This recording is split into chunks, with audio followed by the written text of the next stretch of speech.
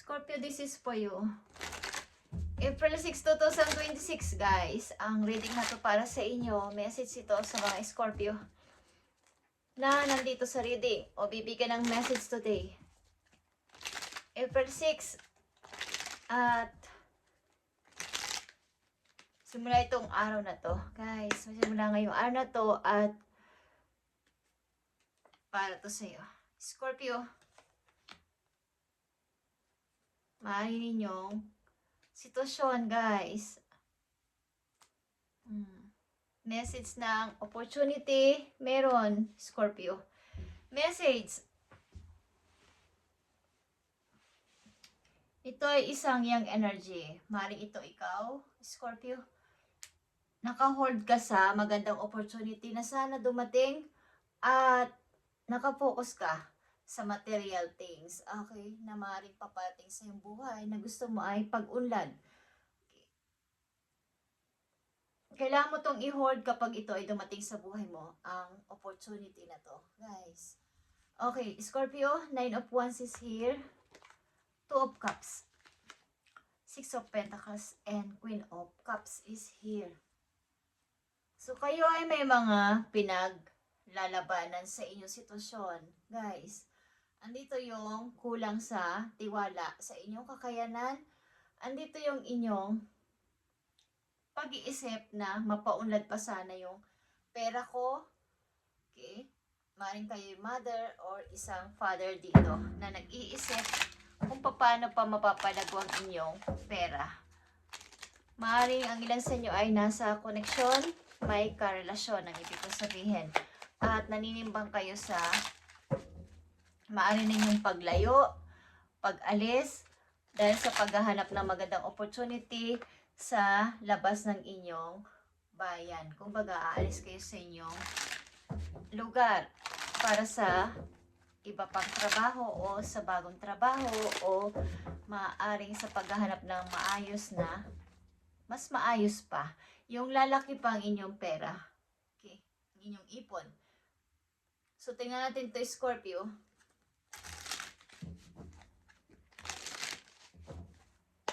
Tingnan natin tong inyong message na to at kayo ay takot. May konting takot.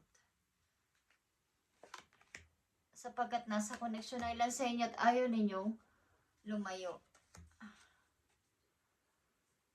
So, maaaring ilan sa inyo ay nasa labas ang trabaho sa kasalukuyan. Maaaring lagi kayo umaalis. Sumasakay man kayo ng pampublikong sasakyan o nagbibisikleta kayo sa inyong pagtatrabaho is nandito mga Scorpio is young pa. Young. Okay, mga 20s pataas. Okay? Tingnan natin ang inyong message, guys. Queen of Swords is here. 10 of Pentacles, 7 of Cups, and the 3 of Pentacles. So, andito talaga yung pagbabalanse.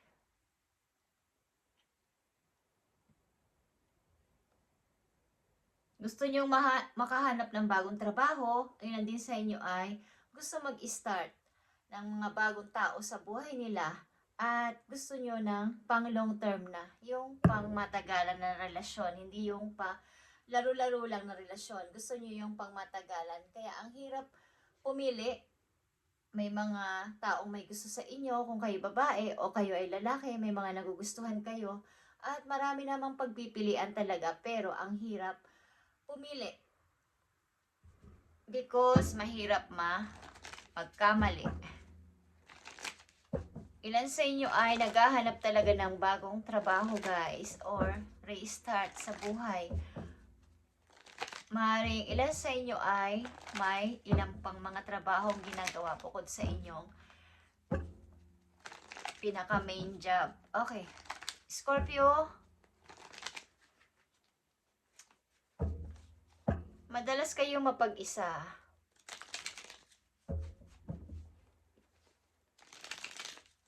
Kayo yung taong seryoso pagdating sa pag-ibig, guys. Gusto nyo yung pangmatagalan, hindi yung palaro-laro lang. Okay. Sa mga Scorpio na nandito. Gusto nyo yung taong seryoso na pagdating sa pag-ibig at hindi na biro-biro. At paglalagay kayo sa pag-ibig o tatanggap kayo ng pag-ibig, gusto nyo yung talagang seryoso sa buhay. May pangarap sa buhay hanggang sa inyong pagtanda. Matured kayo mag-isip. Okay, tingnan natin ang message pa sa mga Scorpio na paparating sa inyo, guys. At ngayon ay April 6. Kung hindi to ma-download o maging okay ma-upload ngayong araw na to ay bukas na to. Okay, guys. But ito ay April 6 na message sa inyo. So kayo ay may hinihiling kay God o kay universe o sa inyong mga angels na matupad. Matupad ang aking wish, matupad ang aking pangarap, matupad yung aking mga pinagpipray. At ang magkaroon ng masayang family someday or nandyan na, pero kumbaga meron na kayong mga anak, ilan sa inyo dito, but masasabi natin na hindi ito, parang wala yung kanilang ama or ina. Kayo lang mag-isa ang nagtataguyod sa kanila, pero kayo ay masaya with your children and sa mga tao nakasupport sa inyo sa paligid. Maaring mga magulang nyo or mga kapatid nyo or mga relatives, kaibigan na malapit sa inyong puso. Okay, Scorpio, andito yung gusto nyo mag-start, guys. At napaka haba ng inyong pasensya dito. Kumbaga, dumadating yung time na kayo ay maraming pinagsisisihan, maraming pinanghihinayangan sa nakaraan, pero tapos na yon. At gusto nyo nang ibaon sa limot at mag-restart. Okay, sa mga Scorpio na nandito. Kaya ang inyong hiling kay God, kay universe o sa inyong mga guides ay bigyan kayo ng isa pang pag-asa at isa pang pagkakataon para sa inyong new start sa buhay. Okay. So ilan sa inyo ay naghahanap ng trabaho o gusto pa ng bagong pagkakakitaan? Alin man dyan.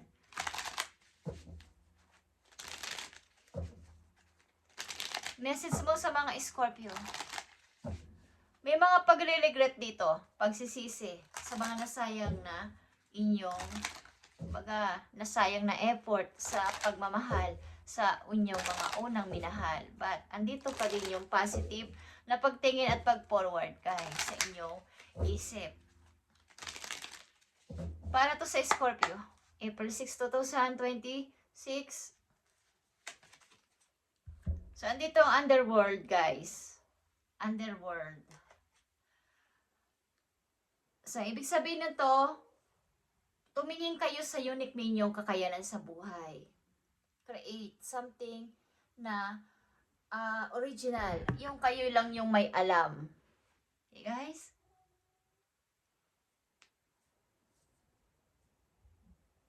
Kumbaga, magkaroon kayo ng deep. Laliman nyo pa yung mga pag-iisip nyo about sa may kinalaman sa pera o sa inyong career. Kumbaga yung mundo natin sa ngayon ay nagbabago. Isipin nyo alin ngayon, no? Ano ngayon ang in demand? Ano ngayon ang uso? Ano ngayon ang nagbabiral? So kayo ay makisabay. Hindi pwedeng kung pinanganak ka ng ganito, ito yung edad mo sa ganito, ngayon is yun yung inyong ipagpipilitan. Nag-iiba na ang technology. Okay. At makisabay kayo sa kung anong uso ngayon at ano yung tinitingnan ng mga tao, ano yung kanilang binibili, kung sa pagkain or sa mga damit or what is, yun ang inyong makisabay kayo doon at doon kayo magkakaroon ng pag-unlad sa pananalapi pa bukod sa inyong trabaho. Okay? Nagbabago lahat. And your methods of making money is dapat din ninyong baguhin ang inyong prinsipyo at pananaw about sa inyong career, guys. Hindi pwede ipagpilitan nyo na ito yung uso dati, ito yung gagawin ko, ito yung nangyayari dati, ito yung gagawin ko. Hindi kayo makakasabay sa kung ano ngayon ang nangyayari. Okay? So, kaya nagkakaroon ng pagka-delays sa pagdating at pagpapaunlad sa pera ninyo is andun yung dapat ibahin na ninyo ang inyong pananaw. Okay? Sa mga Scorpio na nandito. At titingnan at sisilip-silipin natin ang inyong past life, guys. Baka ito ay ang inyong past life ay nagpapatuloy sa kasalukuyan. Kaya marami kayong mga hindi naiintindihan sa inyong sitwasyon. kayong matakot na sumubok, guys, sa mga Scorpio na nandito. Kung about sa inyong pagkakakitaan, wag niyong sayangin ang panahon na hindi niyo itry itong inyong naiisipan. Guys, something nag-iisip kayo ng paano pa ang paglago ng aking kaperahan. At sa pagpapamilya naman is, ang mga Scorpio na nandito ay seryoso pagdating sa love. Usaping love is seryoso. Ayaw nyo yung biro-biro. Gusto nyo yung pang long term. Okay. So, tingnan natin ang inyong past life, guys. Sa mga Scorpio. About sa kanilang past life. Nakikita nyo to, guys. Thank you, Spirit. Sa inyong past life, andito ang technological progress. Okay? Use of technology. Katulad ng nabanggit ko kanina about technology at underworld ito. Okay? Yung pagpapalit ng season, pagpapalit ng mundo. Yung mga uso sa mundo ngayon. Guys, makisabay kayo at doon kayo uunlad sa pananalapi. Ito yung keyword ninyo sa reading na to. About sa career nyo, okay? About technology. Kung anong uso ngayon, anong nangyayari ngayon, huwag nyo ipagpilitan kung ano yung dati. Ito na ngayon. So, palawakin ninyo ang inyong isip. Okay?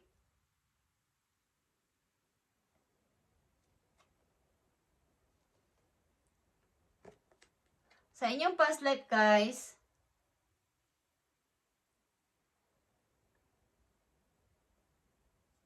kayo ay nasa Middle East. Okay, ilan sa inyo? Nandun kayo sa Middle East. Ang mga Scorpio na nandito sa reading. Sa inyong past life. Okay? Kayo ay nasa Middle East o doon kayo nakatira, doon kayo nagtatrabaho. So, maaaring ilan sa inyo dito ay papunta doon sa Middle East sapagkat maaaring nagko-connect ang inyong past life sa inyong present na doon kayo itinatadhana talaga. Okay? Na hindi nyo naiintindihan kung bakit. Okay, ang inyong trauma sa inyong past life ay material loss. Okay. Ang ilan sa inyong Scorpio nandito sa inyong past life, kayo ay biyudo o biyuda. Okay, yung nabiyudo, nabiyuda, nawalan literal ng asawa. Ibig ko sabihin sa inyong past life. At sa inyong past life, ang ilan sa inyo ay wife. Okay? Kayo ay wife.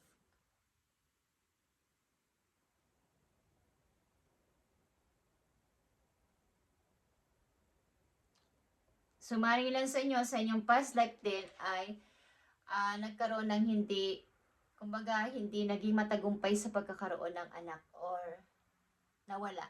Okay? Sad to say, guys. Sa inyong past life ito. So, sana sa inyong present, kapag kayo ay buntis o magbubuntis, alagaan yung mabuti, guys, at huwag kayong magpabaya. Okay, sa inyong pagbubuntis para hindi na maulit ang inyong past life. Okay.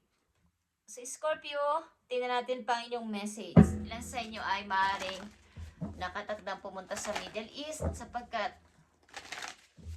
kung ito ay magpapatuloy sa present is dati kayong doon nakatira or doon kayo nagtatrabaho. Ariman dyan, guys. At sa inyong career, matuto kayong sumabay kung anong uso sa ngayon at doon kayo uunlad, guys. Kung alin ngayon ang pinag-uusapan, ano ngayon ang uso na mga trabaho, ano yung ginagawa ng iba para sa mga online, guys, is gawin nyo kung kayo ay may ganitong klaseng skills or talento. Guys, okay. Message sa iyo, Scorpio. Lalaki man kayo, babaeng Scorpio na nandito sa reading, is Mystic Healer is here. Kayo ay may kakayanan na magpagaling sa pamamagitan ng inyong halimbawa, kamay, okay, pagmamasage, paghipo sa tao. At pati ikaw din ay mahihil dito. Okay? Dahil meron kang ganitong klaseng kakayanan sa iyong sarili na hindi mo alam. Huwag kang matakot sa lahat mong gagawin, Scorpio, sapagkat ikaw ay pinaprotektahan ng inyong mga angels. Okay? Sa heaven. Maring kayo ay pala dasal na tao at malapit kay God, malapit sa inyong mga guides. At lahat ng ito ay inyong malalagpasan, guys. Sapagkat ang ilan sa inyo dito na Scorpio na nandito sa reading ay seryoso pagdating sa usaping pag-ibig at ayaw nyo ng lokohan, ayaw nyo ng biro-biro, ayaw nyo basta lang kayo mamimili. Pinag-iisipan nyo ang bagay na to bago kayo umuo o hindi.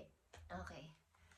At kung may takot man kayo guys, kung kayo ay nasa relasyon na at kayo ay takot na mawalay sa inyong mga mahal sa buhay, maaaring meron ditong dapat na kausapin, isaalang-alang kung magsasakripisyo at dahil sa inyong pagiging isang mother o isang father ninyo, kailangan nyo umalis or magkaroon ng iba pang hanap buhay.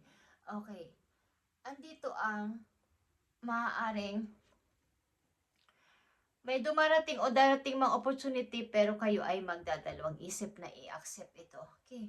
But nasa sa inyo to guys sapagkat kayo ay kailangan nyong meron kayong hinihiling kasi na gusto nyo ng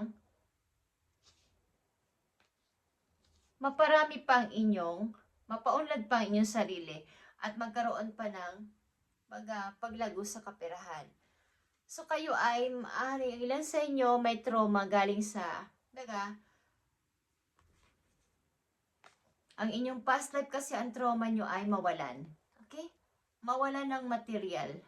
Hindi, ang material ay hindi lang sa mga alas or what. Okay? Yung mga pangangailangan ng tao, araw-araw. At kahit di aminin ng mga tao, is kailangan ng pera everyday sa realidad ng buhay. Okay guys? So ilan sa inyo ito ang trauma sapagkat ito ang kailangan talaga. Kung wala kang pera, paano ka mamumuhay? Paano ka bibili? Okay? At aapi-apihin ka ng mga taong nakapalibot sa'yo. Yan ang realidad sa mundo. Okay guys? So maaaring dapat kayo sumunod sa kung ano ang uso at anong nangyayari ngayon sa mundo na mga bagay-bagay para maparami at mapaulad ang inyong kaperahan sa pagbibusiness o sa pagtatrabaho. Okay? Huwag nyo itong kontrahin at dito kayo uunlad guys. About ito sa technology. Kung meron kayong alam dito. Okay? May kinalaman dito sa mga online at mga ginagamitan nyo ng inyong mga cellphone guys. Just saying. Thank you Scorpio and God bless sa inyo lahat guys. At kayo ay huwag matakot sumubok. Maaring ilan sa inyo ay may kinalaman sa mga kung kayo ay lalaki talaga guys. Yung mga nagkukumpuni na may kinalaman sa sasakyan, okay? Something, mga steel, guys, yung mga umaandar, then is meron. Okay guys, thank you and God bless Scorpio. At i-update natin to sa mga susunod pang araw para sa'yo. Thank you and God bless.